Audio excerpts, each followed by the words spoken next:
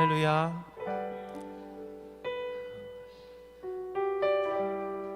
왕이 나셨습니다. 예수님께서 이 땅 가운데 찾아오셨습니다. 그 이유가 우리에게 기쁨이 될 수 있는 이유는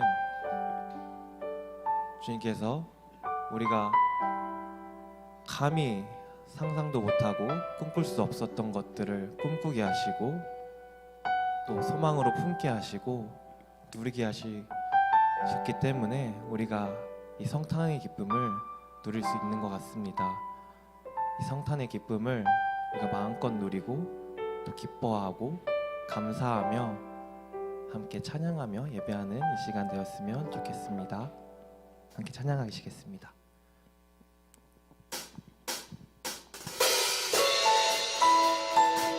우리 함께 박수 치면서 이 성탄의 기쁨을 맞이합시다.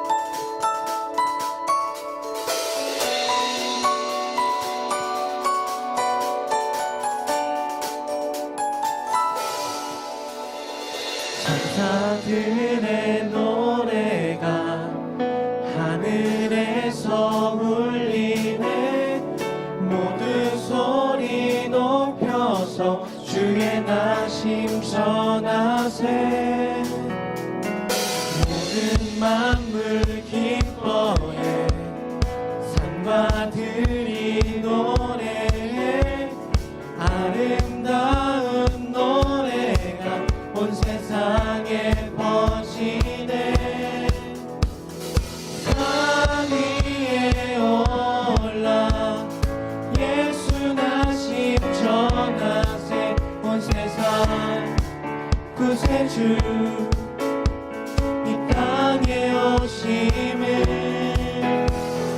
하늘엔 영광 온 땅 위에 평화. 만왕의 왕 되신 예수 그리스도 선포해.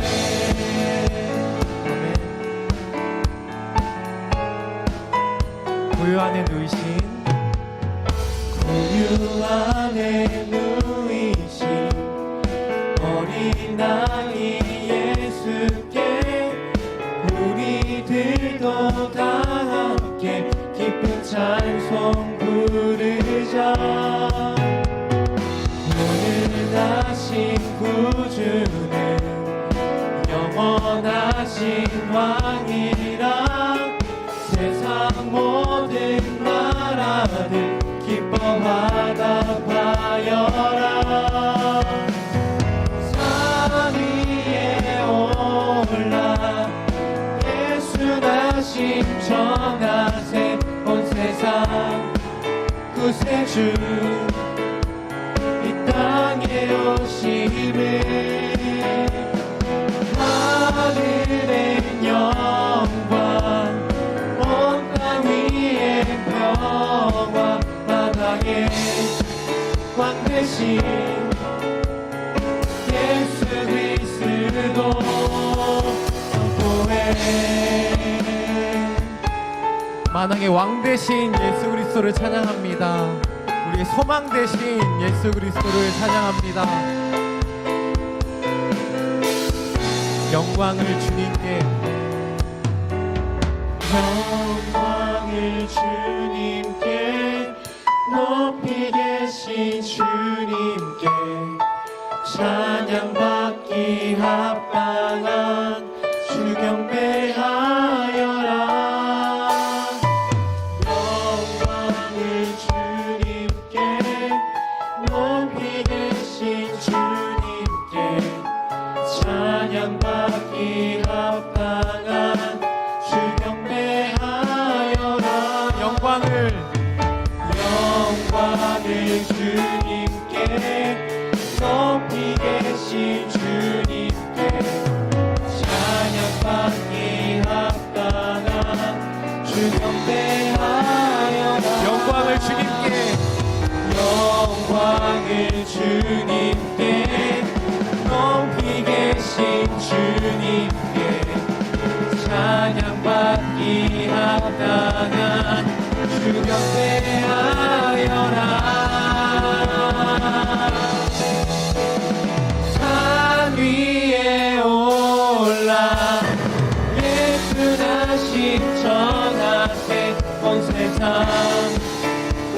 주 이 땅에 오심을 하늘의 영광 온 땅 위에 평화 만왕의 왕 되신 예수 그리스도 산 위에 올라 산 위에 올라 예수 나심 전하세 온 세상 구세주 이 땅에 오심을 하늘의 영광 온 땅 위에 평화 만왕의 왕 되신 예수 그리스도 선포해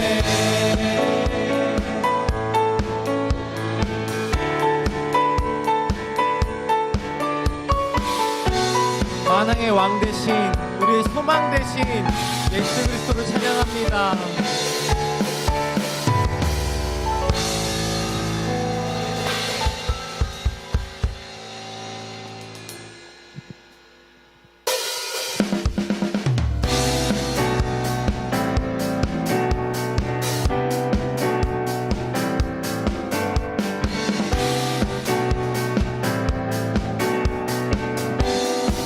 천사 찬송하기를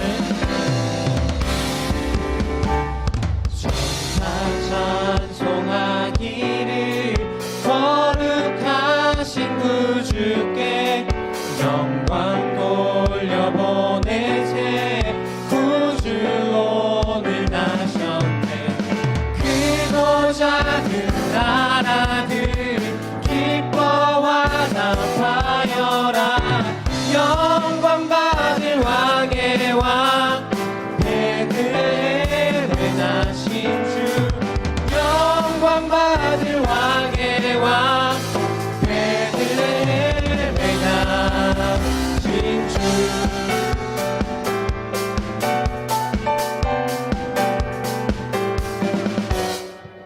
오늘 나신 예수는 하늘에서 내려와 저녁 몸에 나셔서 사람 몸을 입었네 세상 모든 사람들 영원하신 주님께 영광 돌려보내며 높이 찬양하여라 영광 돌려보내며 높이 찬양하여라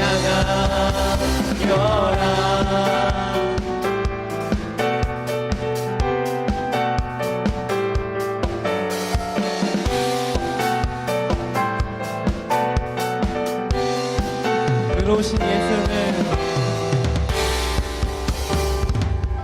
의로우신 예수는 평화의 왕이시고 세상 빛이 되시며 우리 생명 되시는 죄인들을 불러서 거듭나게 하시고 영생하게 하시니 왕께 찬양하여라 영생하게 하시니 왕께 찬양하여라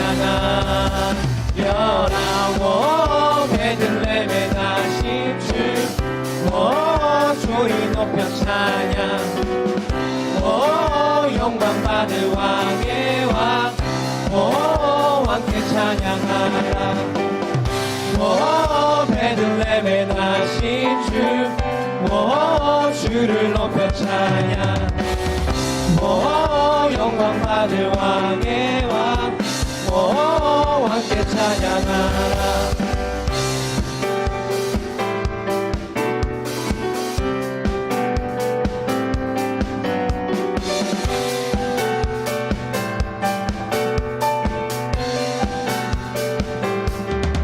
우리의 왕 되신 주님께 영광의 박수 올려드리십니다.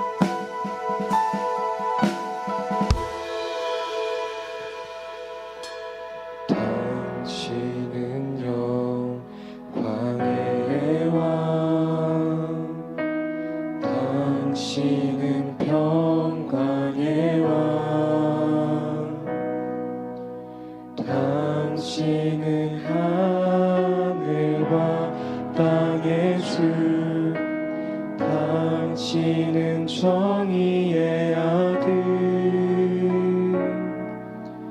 천사가 무릎 꿇고 예배하고 찬송하네. 영원한 생명 말씀, 당신은 예수 그리스도 주. 당신은 영광의 왕, 당신은 영광의 왕, 당신은 평강의 왕, 당신은 하늘과 땅의 주, 당신은 정의의 아들. 천사가 무릎 꿇고 예배하고 찬송하네. 영원한 생명 말씀, 당신은 예수 그리스도 주. 천사가 무릎 꿇고, 천사가 무릎 꿇고 예배하고 찬송하네. 영원한 생명 말씀, 당신은 예수 그리스도. 호산나 다윗의 자손께, 호산나 불러 왕 중의 왕. 높은 하늘에 영광을, 예수 주 메시아네. 호산나, 호산나 다윗의 자손께, 호산나 불러 왕 중의 왕. 높은 하늘에 영광을, 예수 주 메시아네. 호산나, 호산나 다윗의. 이렇게 자리에서 일어나서 찬양합시다. 호산나 불러 왕 중의 왕.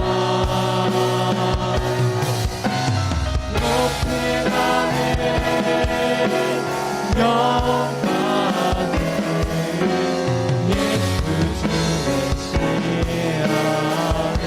예수 주 메시아네. 예수 주 메시아네. 예수 주 메시아네.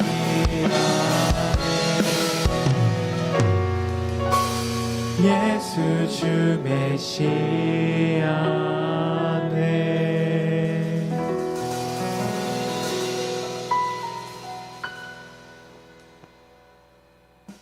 신앙을 고백합시다. 성부 하나님에 대해 우리는 무엇을 믿습니까? 나는 전능하신 아버지 하나님, 천지의 창조주를 믿습니다.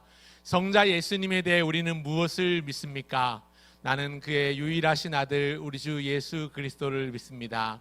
그는 성령으로 잉태되어 동정녀 마리아에게서 나시고 본디오 빌라도에게 고난을 받아 십자가에 못 박혀 죽으시고 장사된 지 사흘 만에 죽은 자 가운데서 다시 살아나셨으며 하늘에 오르시어 전능하신 아버지 하나님 우편에 앉아 계시다가 거기로부터 살아있는 자와 죽은 자를 심판하러 오십니다. 성령 하나님에 대해 우리는 무엇을 믿습니까? 나는 성령을 믿으며 거룩한 공교회와 성도의 교제와 죄를 용서받는 것과 몸의 부활과 영생을 믿습니다. 아멘. 자리 앉겠습니다. 기도하겠습니다. 지극히 높은 곳에서는 하나님께 영광이요 땅에서는 하나님께서 기뻐하시는 사람들 중에 평화로다. 사랑과 은혜가 풍성하신 하나님 아버지 감사합니다. 2000년 전 우리 만왕의 왕이 예수님께서 친히 아버지 이 땅에 인간의 몸으로 오셔서 저희들에게 참 평안을 주시고 또한 생명의 또 은혜를 허락하여 주심을 감사합니다. 이 기쁜 날 오늘 또 우리 친구들을 주님 전으로 불러주셔서 기쁨과 감사를 나눌 수 있게 하시고 예배를 드릴 수 있게 하시니 감사합니다. 이 성탄의 기쁨을 우리 친구들이 마음껏 즐기고 또한 아버지 나가서 주님의 복음을 전하는 우리 귀한 친구들이 되게 하여 주시옵소서. 이 시간 또한 말씀으로 저희들에게 인도하시는 우리 김상건 목사님 아버지께서 영육권의 강건함을 허락하여 주시고 말씀을 전하실 때 그 말씀이 살아역사하는 생명의 말씀이 되어 저희들이 그 말씀을 아멘 아멘으로 받아들이고 그 말씀 따라 순종하며 또한 그 말씀 따라 행하는 우리 친구들이 다 되게 하여 주시옵소서. 또 이 기쁜 날 참석하지 못한 우리 친구들도 있습니다. 아버지께서 일일이 한 사람 한 사람마다 축복하여 주셔서 이 기쁜 날을 마음껏 즐기며 또한 하나님께 영광 올리드리는 귀한 친구들이 다 되게 하여 주시옵소서.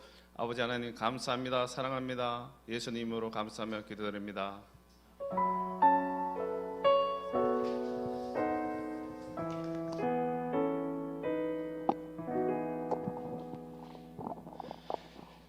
오늘은 성탄절입니다. 우리 좌우 양옆에 있는 친구들과 이렇게 인사합시다. 메리 크리스마스. 자, 메리 크리스마스 하면서 하이파이브도 한번 해주시고요. 자, 앞뒤로. 자, 시작. 메리 크리스마스. 자, 프랑스에서는 메리 크리스마스라는 말 대신에 이렇게 인사한다고 해요. 조이뉴 노엘. 한번 해볼까요? 조이뉴 노엘.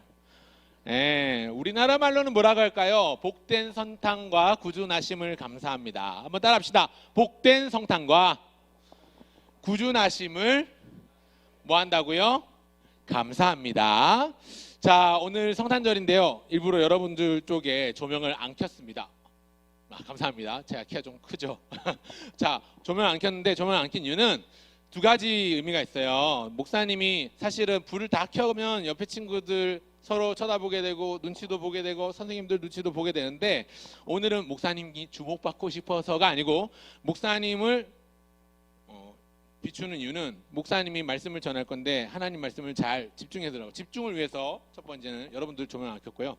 두 번째는 설교 끝나고 오늘은 반별 모임이 잠깐 모이거나 아마 반별 모임이 없을 건데 나중에 총무선생님이 광고하시겠지만 오늘은 설교가 끝나고 나면 같이 하나님을 찬송하는 시간을 좀 길게 가지려고 해요. 그렇기 때문에 여러분들 찬송할 때 옆 사람 의식하고 앞뒤 사람 의식하고 선생님 의식하고 그러지 말라고 일부러 불을 켜지 않았습니다.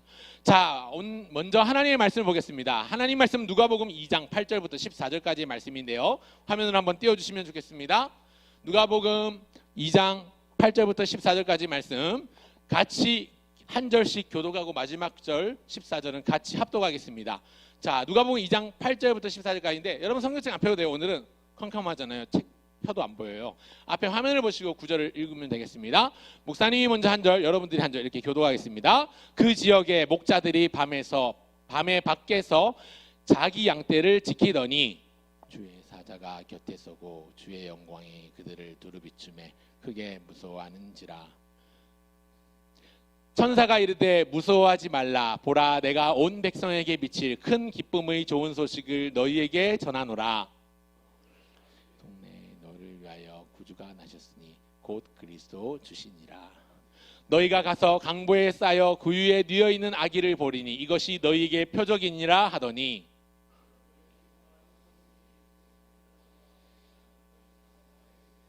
같이 있습니다.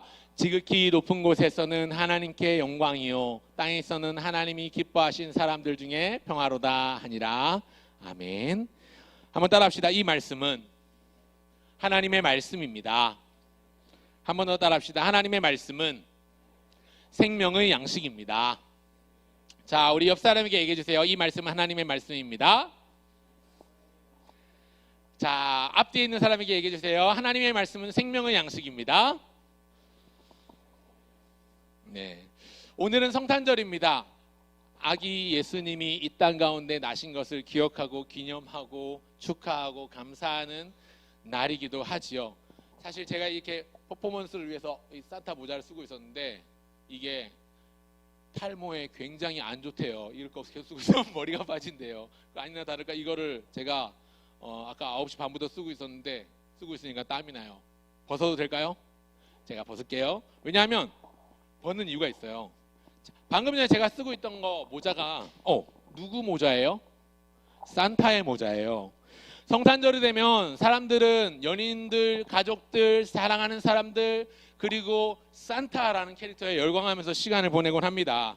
여러분 그런데 이게 과연 옳은 모습일까요? 성탄절의 주인공은 산타도 아니고 사랑하는 연인들을 위한 데이트데이도 아니고 이 성탄절의 주인공은 바로 우리를 위하여 죽기 위하여 태어나신, 죽기 위해 살아나신, 죽기 위해 이 땅에 오신 예수님, 그 예수님이 주인공이 되셔야 하는 마땅한 날입니다. 물론 1년 365일이 다 날 위하여 이 땅 가운데 오신 예수님을 기뻐하고 축하하고 감사하는 날이지만 특별히 1년 중에 하루 정한 이 날은 모든 전 세계의 모든 그리스도인들이 함께 아기 예수님의 탄생과 오심과 나심과 죽으심과 다시 사심과 약속을 기억하고 기뻐하는 날입니다. 그래서 이 성탄절이 사실은 누군가에게는 감탄으로 다가오는 복된 성탄이지만 또한 예수 믿지 않는 많은 사람들에게는 이거는 그냥 부어라 마셔라 폭탄과도 같은 그런 날이 될 수도 있습니다.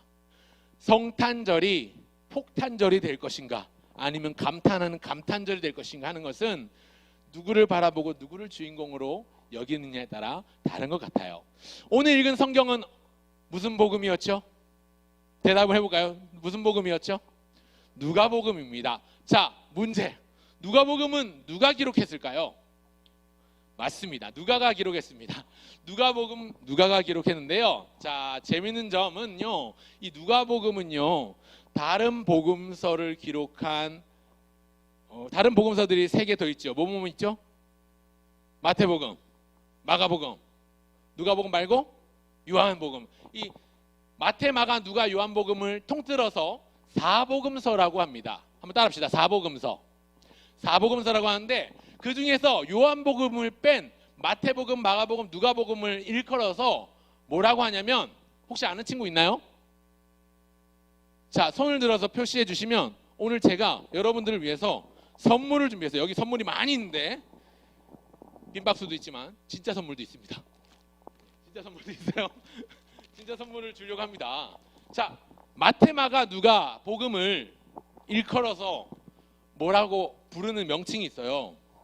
자, 혹시 맞출 수 있는 친구가 있을까요?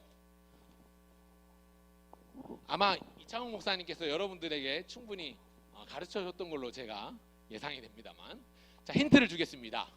땡땡 복음. 자, 하은이가 손을 들었어요. 자, 뭐라고요?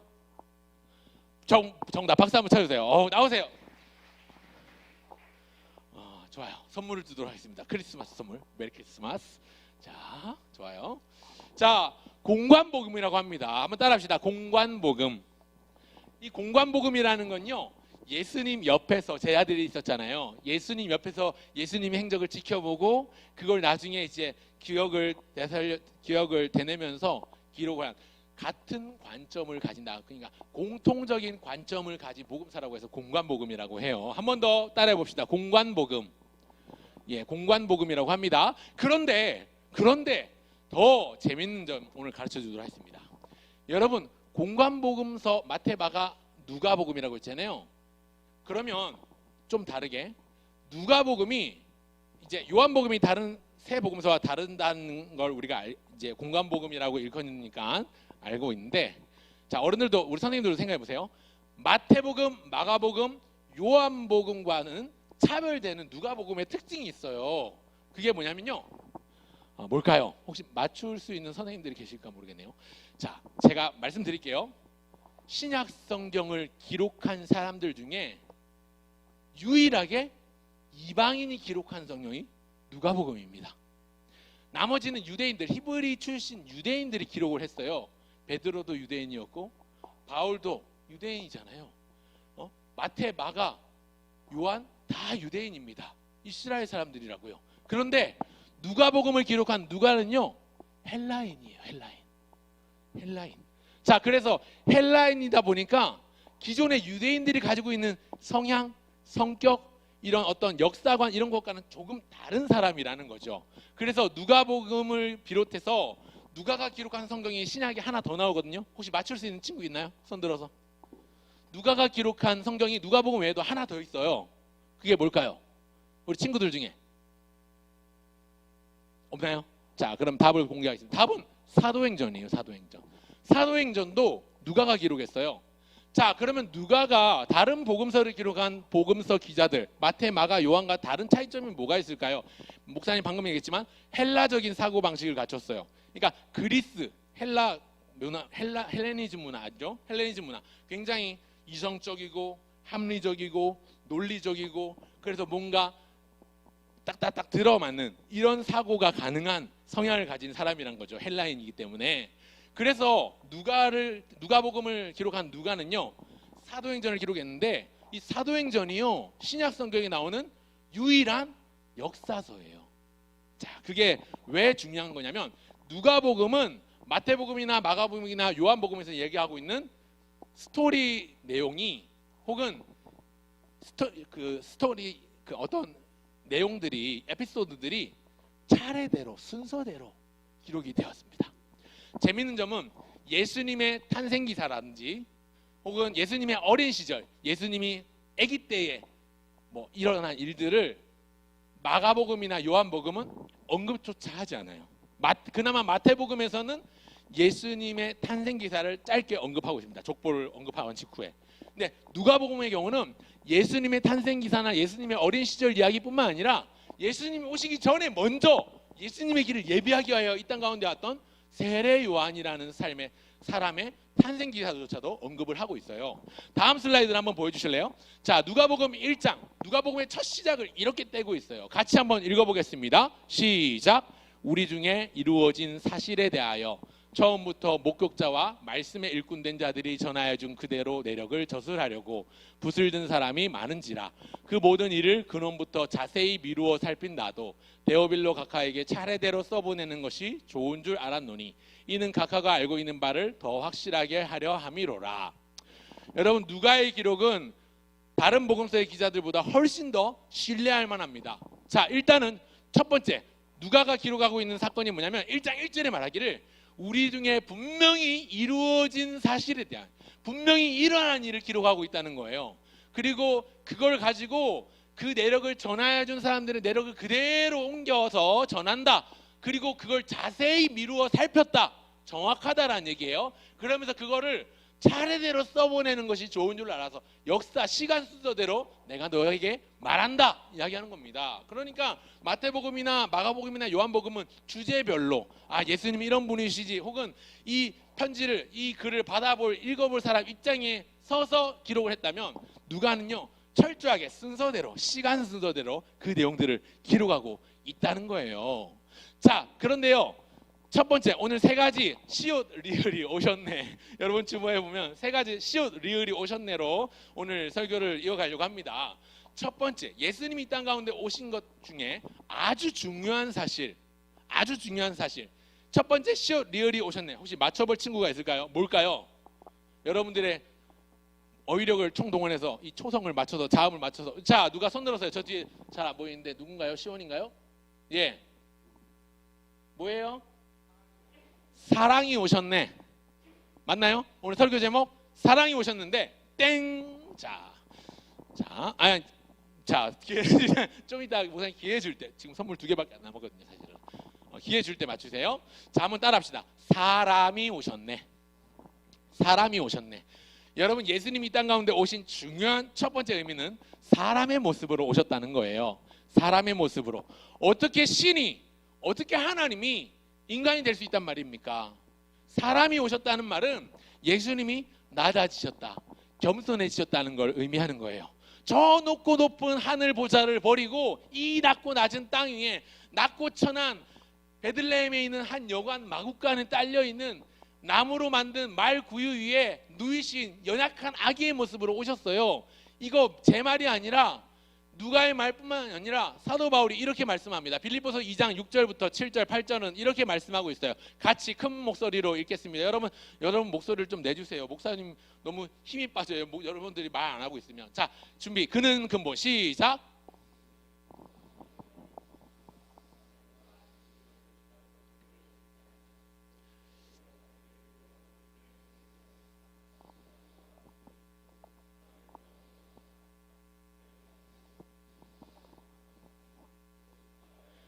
아멘. 여러분, 하나님이 사람으로 오셨다는 게 성탄의 중요한 의미. 자, 사람의 모양으로 오셨어요. 사람의 모양으로. 자, 오늘 본문 다시 보면요. 오늘 본문 바로 앞절 2장 7절을 보면, 누가복음 2장 7절을 보면요. 이렇게 나와 있습니다. 첫 아들을 낳아 강보로 싸서, 강보가 뭐냐면 오늘날로 치면 여러분 포대기로 싸서 구유에 뒤었으니, 구유가 뭐냐면 낙이나 말이나 소가 여물을 먹는 여물통 있죠. 먹이를 먹는 여물통, 그 여물통을 말하는 겁니다. 그 위에 뉘었으니 이는 여관에 있을 곳이 없음이로라. 이 가이사 아구스도라는, 여러분들 알고 있는 줄리어스 시저의 양자였던 옥타비아누스가 있는데, 이 옥타비아누스가 줄리어스 시저가 죽은 이후에 왕이 됩니다. 황제로 등극을 합니다. 황제로 등극을 하게 된 배경이, 원래는 가이사 아구스도가 이 옥타비아누스인데 아우구스투스라고 하는데요. 그 아버지, 양아버지죠. 줄리어스 시저가 죽고 나서 원래 시저의 바로 부하였던 2인자가 안토니우스라는 사람이 있었어요.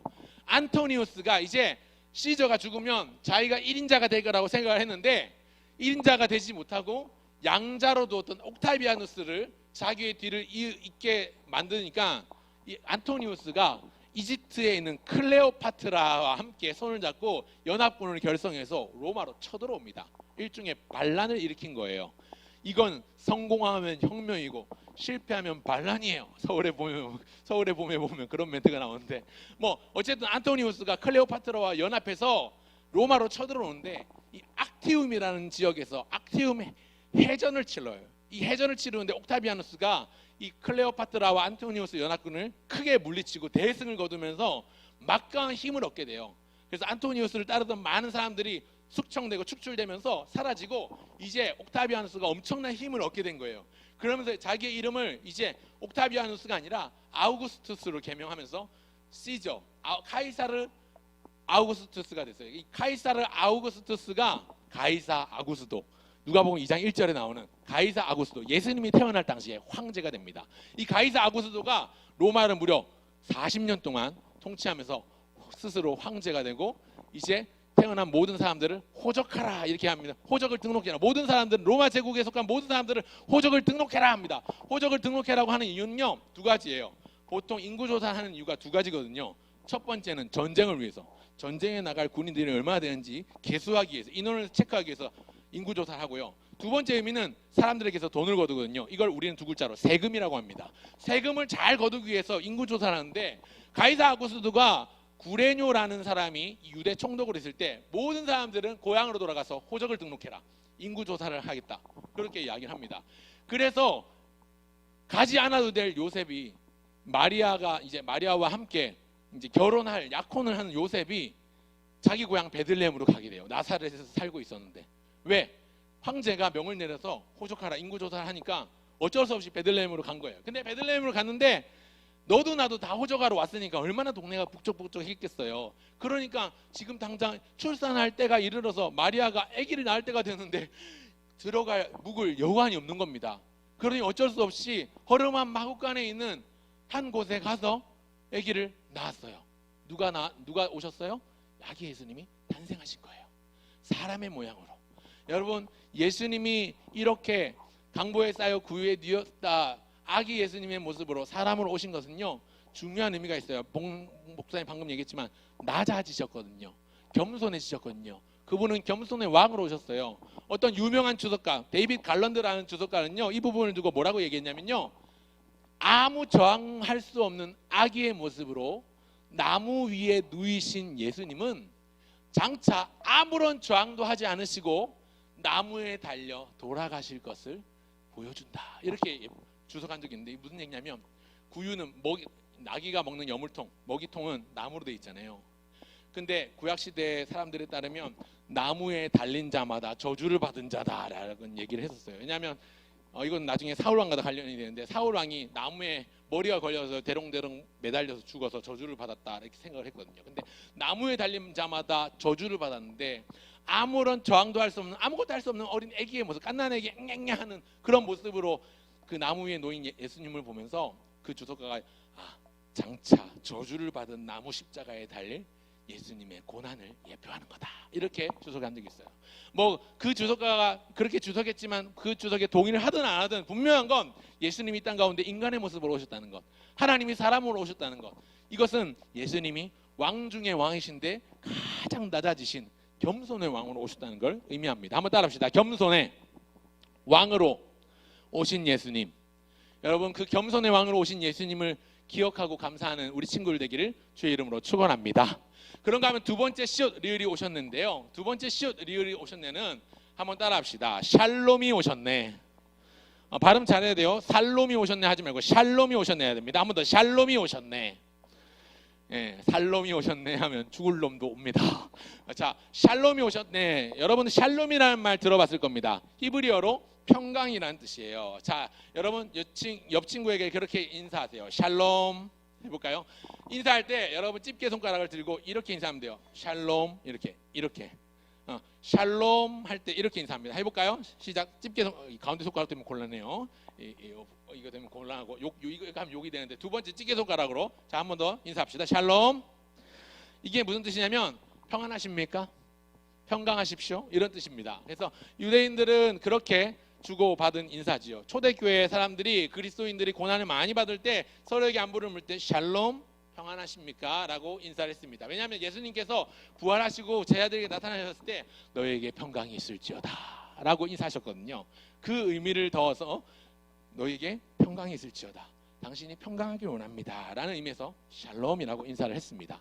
두 번째 샬롬이 오셨는데요, 오늘 읽은 본문에 보니까 지극히 높은 곳에는 하나님께 영광이요 땅에서는 하나님이 기뻐하신 사람들 중에 무엇이로다? 평화로다. 자, 오늘 우리 등천교회의 목적이 오직 하나님께 뭐예요? 오직 하나님께 뭐예요? 영광이에요. 오직 하나님께 영광은요 우리 등천교회의 목적일 뿐만 아니라 모든 교회들의 목적이고요, 사람의 지으신 목적이에요. 이사야 43장 21절에 보니까 이 백성은 내가 나를 위하여 지었나니 나의 찬송을 부르게 하려 함이니라. 너희들을 통해서 내가 영광 받겠다 이렇게 말씀을 하셨거든요. 그러니까 오직 하나님께 영광을 올려드린 이거는요 사람의 목적이에요.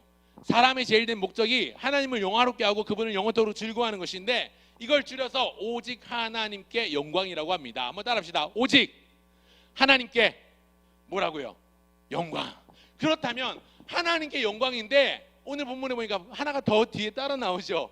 땅에서는 하나님이 기뻐하신 사람들 중에 무엇이로다? 평화로다. 여러분, 예수님이 땅 가운데 사람의 모양으로 오신 것, 아기의 모습으로 오신 것은요 하나님이 기뻐하신 사람들 중에 평화를 누리게 하려 함입니다. 방금 전에 목사님이 샬롬이 오셨네라고 했는데 샬롬이 히브리어로 평강인데 이 샬롬이 히브리어로 평강이고 헬라어로는 에이레네입니다. 여기 나오는 에이레네가 여기 누가복음 2장 14절에 나오는 평화라는 단어예요. 에이레네, 평강, 평화 이런 뜻인데 여러분 이 히브리어 샬롬, 헬라어 에이레네라는 단어는요 단순히 싸우지 않는 평화로운 상태를 말하는 게 아니에요. 단순히 다툼이 없고 갈등이 없는 상태를 말하는 게 아니라 뭔가 풍성하고 넉넉하고 차고 넘치는 참 좋은 상태를 샬롬의 상태라고 합니다. 그래서 마음이 평강하고 뭔가 부족함 없는 넉넉함이 있는 걸 샬롬이라고 해요. 샬롬. 자, 이사야 선지자가 이렇게 예언을 했습니다. 이는 한 아기가 우리에게 낳고 한 아들을 우리에게 주신 바 되었는데 그 어깨에는 정사를 메었고 그 이름은 기묘자라 모사라 전능하신 하나님이라 영존하시는 아버지라. 그리고 나서 마지막에 빨간 글자 같이 읽어볼까요? 시작. 평강의 왕이라 할 것입니다.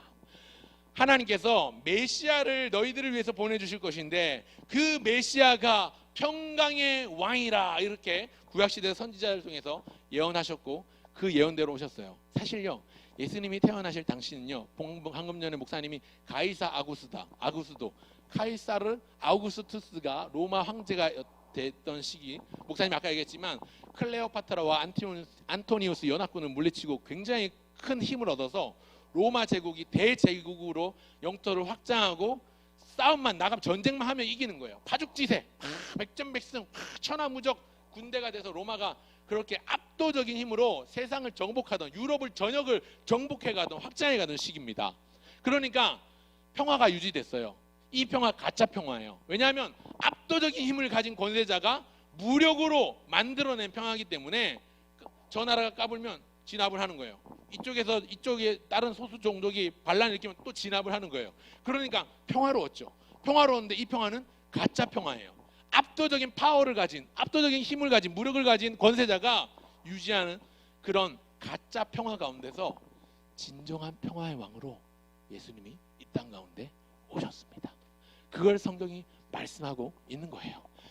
사도 바울이 그것에 대해서 예수님이 평화의 왕이신 이유를 설명하고 있는데 에베소서 2장 14절, 15절, 16절에는 이렇게 말씀합니다. 같이 읽어보겠습니다. 시작. 그는 우리의 화평이신지라 둘로 하나를 만드사 원수된 것 곧 중간에 막힌 담을 자기 육체로 하시고 법조문으로 된 계명의 율법을 폐하셨으니 이는 이 둘로 자기 안에서 한 세 사람을 지어 화평하게 하시고 또 십자가로 이 둘을 한 몸으로 하나님과 화목하게 하려 하심이라. 원수된 것을 십자가로 소멸하시고. 여기 보면 빨간색 글자로 화평이라는 단어, 화목이라는 단어가 나오죠. 이게 바로 히브리어에서 말하는 샬롬이에요. 샬롬, 화평. 그는 우리의 에일레네, 화평이신지라. 그는 우리의 샬롬, 평강이신지라. 어떤 평강이냐면 하나님과 나 사이를 가로막고 있던 그 흑암의 강을 건너게끔 하나로 만들어주신, 다리를 놓아주신 분이시라는 거예요. 하나님과 우리가 화목하게 하시려고, 화목하게 하시려고. 우리 죄로 인해서 화목할 수 없었거든요. 우리의 능력으로는 어떻게든 건널 수 없는 강이 있었어요. 요단강 같이 건널 수 없는 강이 앞에 이게 흐르고 있었는데 그 강을 건널 수 있도록 우리에게 다리를 놓아주신 예수 그리스도의 그 십자가 복음으로 우리는 하나님과 다시 한번 교제할 수 있게 됐어요. 그래서 여러분 기도할 때 마지막에 우리가 하나님 아버지 감사합니다 기도로 시작하지만 마지막에 어떻게 기도를 마무리해요? 누구의 이름으로 기도드립니다? 그렇죠. 예수님의 이름으로 기도드리는 이유가 여기 있습니다. 우리의 중보자이신 예수님의 이름이 우리를 하나님께 연결해 주는 거예요. 그러니까 여러분 옛날에는요 멀리 있는 사람하고 대화하려면 전화를 하죠. 전화기가 우리의 매개체가 돼서 여기 서울에 사는 김정 선생님이 저기 부산에 사는 김상근 목사님이랑 전화통화하려면 전화기를 통해서 연결이 됐는데 요새는 이제 그런 매개체처럼 이제 하나님과 우리가 연결되려면 예수 그리스도의 이름, 우리 그리스도이신 구주이신 예수님의 이름으로 연결이 되는 거예요. 그분이 우리의 중보자 되셨기 때문에, 우리의 화평이 되셨기 때문에, 중간에 막힌 담을 자기의 육체로 십자가에서 살을 찢으시고 물과 피를 쏟으시면서 허무셨기 때문에 하나님과 나는 화평하게 되었습니다. 그래서 예수님이 땅 가운데 오신 두 번째 의미, 샬롬이 오셨네. 샬롬이 오셨네. 평강으로 오신 평화의 왕이신 예수님을 찬양하는 우리 사랑하는 등촌 고등부 친구들 되기를 주의 이름으로 축원합니다. 마지막 세 번째 시오리얼이 오셨네는요. 제가 일부러 자음을 다 맞췄어요. 선생님들 지금 이 설교를 처음 들으신다면 아주 준비를 많이 하셨네 생각이 들 건데 준비 정말 많이 했습니다. 고민을 정말 많이 하고 기도 많이 하면서 준비했는데 세 번째 시오리얼이 오셨네. 혹시 맞춰볼 친구가 있을까요? 시오리얼, 사랑 아니고 사람은 이미 나왔고 샬롬이 나왔습니다. 자, 찬영이가 손 들었나요? 누구죠? 예? 정답. 박수 한번 쳐주세요. 나오세요. 세 번째는요 성령이 오셨네요. 한번 따라합시다. 성령이 오셨네.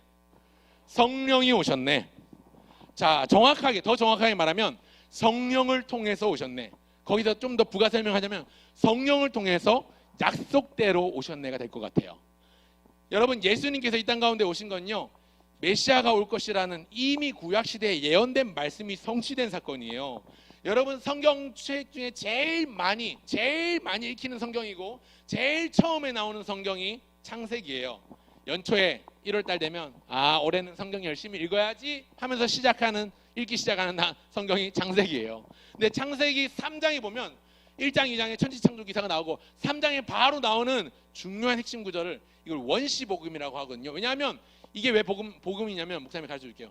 하나님이 뱀으로 가장한 사탄한테 한 말이거든요. 창세기 3장 15절 같이 읽겠습니다. 시작. 내가 너로 여자와 원수가 되게 하고 내 후손도 여자의 후손과 원수가 되게 하리니 여자의 후손은 내 머리를 상하게 할 것이요 너는 그의 발꿈치를 여기 보면 메시아가 올 것인데 여자의 몸에서 날 것을 예언하고 있는 말씀이에요. 뱀한테 뭐라고 말하냐면 너 사람의 후손이 너의 머리를 박살낼 것이다, 이렇게 이야기를 하거든요. 사람의 후손, 여기 나오는 여자의 후손, 남자를 모르는 여자에게서 나는 동정녀 탄생을 이 말씀이 예언하고 있는 거예요. 그러니까 여자의 후손이 누구실까요? 예수님. 예수님이 태어날 것을 이미 창세기 3장 15절에서 예언했을 뿐만 아니라 구약 성경 39권에서 무려 360번 이상 오실 메시아에 대한 예언과 예표와 약속의 말씀들이 나옵니다. 어제 예배 시간에 잠깐 살펴봤지만 미가서는 그 메시아가 베들레헴 에브라다라는 작은 마을에서 태어날 것을 예언했고, 선지자 스가랴는 어깨에 정사를 맨 그가 나귀, 곧 나귀의 새끼를 탈 것을 예언했고, 이사야는 임마누엘, 하나님이 우리와 함께 계시다 함이라 하는 것, 처녀의 몸에서 날 것을 예언했고, 수많은 선지자들이 하나님의 오심, 메시아의 오심을 예언하고 약속했는데, 예레미야나 느헤미야서를 보면 그분이 성령으로 너희들 마음 가운데 새 영을 부어주실 것이다 라는 약속 또한 하신 것을 볼 수가 있습니다. 자, 그래서요, 중요한 건요, 다음 슬라이드 화면으로 보면요, 누가복음 1장에 보면 이런 말씀이 있어요. 자, 마리아와 요셉이 약혼을 한 상태예요.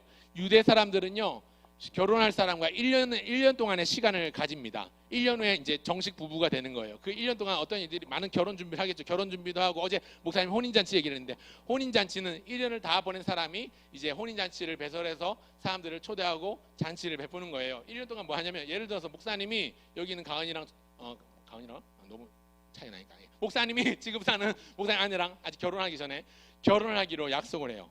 이걸 약혼이라고 하죠. 약혼을 하면 1년의 시간을 가집니다. 그리고 1년 동안 주변 지인들한테 알리는 거예요. 아, 제 집사람 될 사람, 제 아내 될 사람이에요.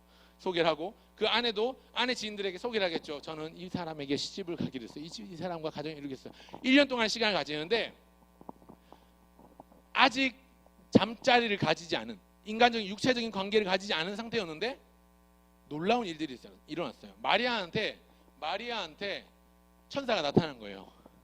갑자기 밤중에 막 나타나서, 마리아야, 무서워하지 말라, 내가 하나님의 영을 전하노라 그러면서, 여러분 생각해 보세요. 나 아직 결혼을 안 했어요. 남자를 몰라요.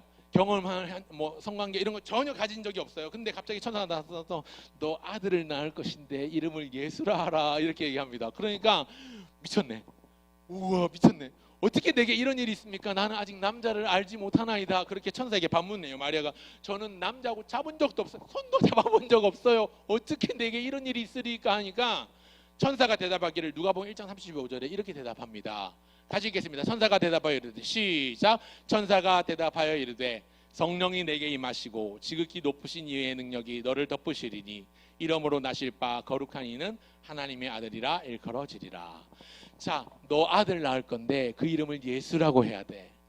어찌 내게 이런 일이 있으리요? 그랬더니, 나는 남자를 알지 못하나이다. 그랬더니 천사가, 성령이 너에게 임하시고 지극히 크신 이의 능력이 너를 덮었기 때문에 너에게서 나실 이는 곧 하나님의 아들이라 일컬어지리라. 그렇게 마리아에게 얘기하니까, 주의 계집 종려니 뜻대로 하옵소서 하면서 순종하는 모습이 1장에 나와요. 누가복음 1장에. 자, 그런데 마리아 입장에선 그렇고요. 미쳤네. 내게 어떻게 이런 일들이 일어났는데, 그와 약혼한 남자 요셉은 뭐가 되는 거예요? 아직 첫날 밤도 못 보낸 사이인데. 그런데 그래서 이 요셉이요, 마리아의 배가 점점 불러오는 것 같거든요. 임신했다고 얘기를 했겠죠. 마리아가, 여보, 나 이상해요. 천사가 나타나서 아들을 낳을 거래요. 그러니까 요셉이 요즘 같았으면 뭐 당시에 불륜 이러면서 막 사랑과 전쟁을 찍겠죠. 드라마를 찍겠죠. 근데 그렇지 않고 요셉이 참 의로운 사람이었어요. 참 젠틀하고 신사적이고 멋진 하나님을 경외하는 사람이었거든요. 그러다 보니까 임신 사실을 알고는 가만히 끊고자 했습니다. 그러니까 약혼을 했지만 정혼까지 가지 않고 파혼하기로 했어요. 그러니까 이 여자랑 인연을 끊어야 되겠다. 원래 어제 제가 얘기했지만, 이 처녀가 임신을 하면요, 성 밖으로 내쳐져서 돌로 쳐 죽여 넣는 게 유대인들의 율법이었습니다. 근데 이 의로운 요셉이요, 참 성품이 좋아요. 하나님을 경외하다 보니까 그런 것 같아요. 이 마리아를 긍휼히 여기고 불쌍히 여기는 마음으로 가만히 파혼하고자 했습니다. 가만히 조용히 끊고자 했어요. 근데 그렇게 마음을 먹었던 그날 밤에 천사들이 요셉의 꿈에 나타납니다. 그리고 말하기를 다윗의 자손 요셉아 요셉아 내 아내 마리아 데려오기를 무서워하지 말라. 음성이 막 들리는 거예요. 자체 이펙트. 예. 그래서 그에게 잉태는 자는 성령으로 된 것이라 이렇게 되는 거예요. 그러니까 요셉이 깜짝 놀란 거죠. 그에게 잉태된 자는 무엇으로 된 것이라? 성령으로 된 것이라. 그래서 마리아와 끊지 않고 마리아 데려오고 마리아를 베들레헴까지 데리고 가서 호적을 합니다. 그러니까 예수님에게 요셉은요 양아버지인 거죠. 친아버지가 아니라. 마리아가 요셉의 씨를 받아서 아기 낳은 게 아니니까, 성령을 통해서 난 것이니까. 네. 그렇게 의미하면 됩니다. 그래서 예수님의 오심, 세 번째 시옷의리 오심은요 성령을 통해서 우리에게 약속대로 오셨다는 겁니다. 오늘 예수님이 땅 가운데 오신 중요한 의미 세 가지 말씀드렸습니다. 첫 번째, 어떤 모양, 누구의 모양으로 오셨다고요? 사람의 모양으로 오셨다. 두 번째, 어떤 것으로 오셨다고요? 샬롬으로 오셨다. 평강의 왕으로 오셨다. 세 번째는 성령을 통해서 약속대로 오셨다는 거예요. 겸손의 왕, 평강의 왕, 약속대로 오신, 성령을 통해서 약속대로 오신 성취의 왕, 그분은 우리의 왕의 왕이 되십니다. 그 하나님의 오심, 그 아기 예수님의 나심과 탄생을 감탄하고 감사하고 감격할 수 있는 이 성탄절 될 수 있기를 주의 이름으로 축원합니다. 메리 크리스마스. 찬양합시다. 시간을 뚫고 공간을 넘어 민족과 종족과 모든 지역을 초월해서 이 땅 가운데 오신 예수님의 오심을 기억하면서 우리 옆 사람 의식하지 말고, 옆 친구 의식하지 말고, 여러분 그냥 음정 틀려도 괜찮아요. 박자 틀려도 괜찮아요. 여러분의 찬송으로 예수님의 오심을 기억하며 찬송합시다. 예수님의 오심을 기뻐합시다. 찬양팀 나와서 도와주세요. 함께 찬송하며 나갑시다. 당신은 시간을 뚫고, 당신은 시간을 뚫고 이 땅 가운데 오셨네. 우리 없는 하늘 원치 않아 우리 삶에 오셨네. 자신의 편한 벌이 우리에게 평안 주 가장 낮은 자의 아기의 모습으로 우리의 삶에 오신 예수님, 처음부터 한 번 더 여러분 소리를 내세요. 당신은 시간을 뚫고 이 땅 가운데 오셨네. 우리 없는 하늘 원치 않아 우리 삶의 하늘에 자신의 편안을 버리고 우리에게 샬롬을 주시기 위하여 가장 낮은 아기의 모습으로, 가장 낮은 자의 모습으로 우리 삶의 하나님이 우리와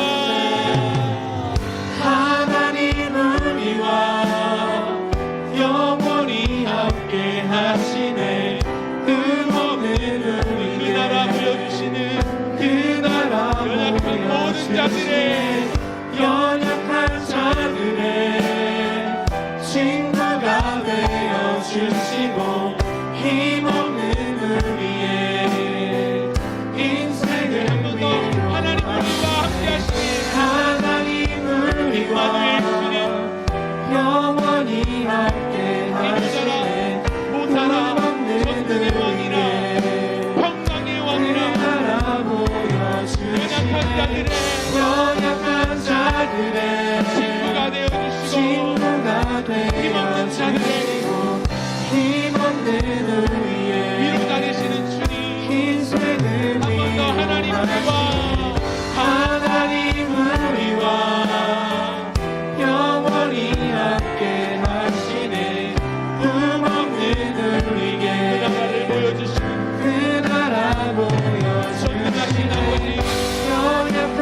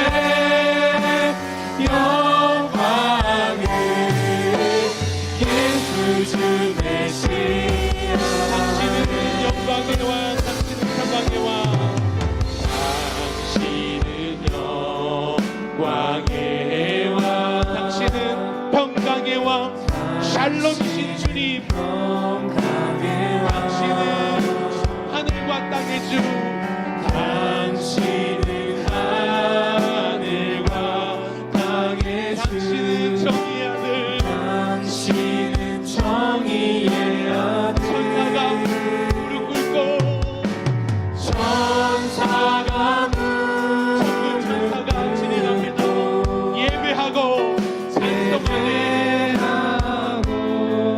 찬송 영원한 생명의 말씀이신 주님, 주님은 예수 그리스도 나의 주 나의 하나님이십니다. 당신은 우리 다시 한번 여러분 손을 들어서 찬송합니다. 손을 들어서 호산나 호산나 다윗의 자손께 호산나 불러 호산나 불러 왕이와 되시니 왕주와 높은 하늘에 주의 영광을 올려드립니다. 높은 하늘의 영광을 예수 한 번 더 호산나 호산나 다윗의 자손으로 진 주님께 호산나 다윗의 자손께 호산나 불러 우리의 호산나 왕 주여 되신 불러 주님 왕주의 주님께 경배와 찬양을 올려드립니다. 높은 하늘의 영광을 예수 마지막으로 우리 목소리로 합니다. 호산나 다윗의 자손께 호산나 다윗의 자손께 호산나 불러 왕주의 왕 높은 하늘에 높은 하늘의 영광을 예수 주 메시아. 우리 하나님 앞에 준비한 봉헌 드리도록 하겠습니다. 기도하겠습니다. 하나님 아버지 은혜와 사랑을 감사합니다. 하나님, 나를 위하여 우리를 위하여 이 땅 가운데 오셨을 뿐만 아니라 나를 위하여 너를 위하여 우리 모두를 위하여 그 나무 십자가에 달리시며 친히 저주를 받으사 물과 피를 쏟으시고 살을 찢으셔서 고통당하신 예수님의 그 죽으심을 기억하며 날 위해 죽으러 오신 예수님, 그리고 다시 살아나신 예수님, 그 예수님의 약속을 기억하며 복된 성탄, 기쁨과 감사와 감격과 감탄이 넘치는 성탄절 되게 하여 주시옵소서. 사랑으로 오신 예수님, 복음으로 오신 예수님, 어느 민족, 어느 시대, 어떤 상황에서도 우리의 죄 문제를 해결해 주실 유일한 그 주님이 우리의 예수님, 그 메시아가 우리가 사랑하는 예수님 되심을 시간 고백하며 인정하며 나갑니다. 우리의 예물을 드려 주님 앞에 드리오니 받아주시고 하나님의 영광 삼아 주시옵소서. 감사하며 예수님의 이름으로 기도합니다. 아멘. 주 예수 그리스도의 은혜와 하나님의 다함없는 사랑과 성령을 통하여 오시고 우리로 하여금 교통케 하신 은혜가 오늘도 주의 오심을, 주의 나심을, 주의 죽으심과 다시 살아나심을 기억하고 기뻐하고 기념하는, 또 감사하고 감격하고 감탄하는 사랑하는 등천교회 고등부 친구들 머리 위에, 선생님들 머리 위에 이제로부터 영원토록 함께 있을지어다. 아멘.